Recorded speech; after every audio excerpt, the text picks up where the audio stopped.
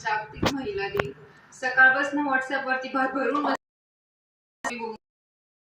जागतिक महिला दिनाच्या खूप शुभेच्छा. पण मला असं वाटतं की महिलांसाठी एकच दिवस का असावा, त्यांचा एक दिवस नाही येत त्यांच्या आहेत ती मला असं वाटतं की आहेत आणि त्यासोबतच ती त्यागाची पण प्रतीक आहे. आपण सगळ्यात मोठं उदाहरण म्हणजे आपली आई, जी आपल्या कुटुंबासाठी सतत झटत असते. मुलांच्या नवऱ्याकडे खोटं बोलते, नवऱ्याची चूक वडिलांच्या नावाने यासाठी म्हणजे तिचं असं वाईट आणि एक हात असतो. तर मला खरंच असं वाटतं ती गोष्ट, कारण ती अशी असून माझ्या जोरावर नाही त्याला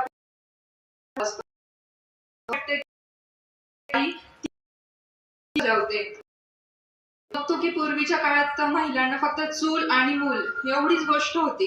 घराच्या बाहेर जायचं नाही, स्वयंपाक करायचा, मुलं सांभाळायची एवढंच. पण आता हल्ली आपण कुठेतरी बघतो की आता हे चित्र बदललेलं आहे. म्हणजे पुरुष हक्काने म्हणू शकतात की नाही, माझ्यापेक्षा तू छान ड्राईव्ह करते, तू गाडी चालव, नाही तुझ्यापेक्षा मी छान हे काम करू शकतो, तर तू बसून घे, मी हे काम करतो. मला असं वाटतं की हे चित्र आता बदलले आणि म्हणजे असं नाही दिन आहे म्हणजे असं म्हटलं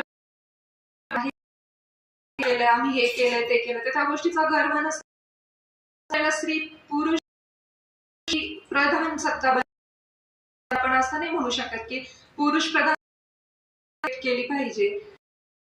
म्हणजे दोघांचं समान आहे, तर कुठेतरी ही गोष्ट समाज न करता पद्धतीने अजून महिलांनी बोलण्यासारखं खूप काही आहे. पण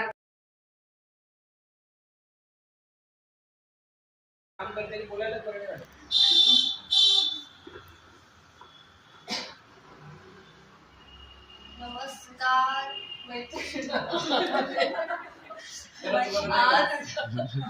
आज 8 मार्च म्हणजे जागतिक महिला दिन.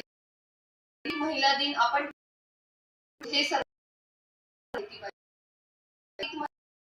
सेलिब्रेट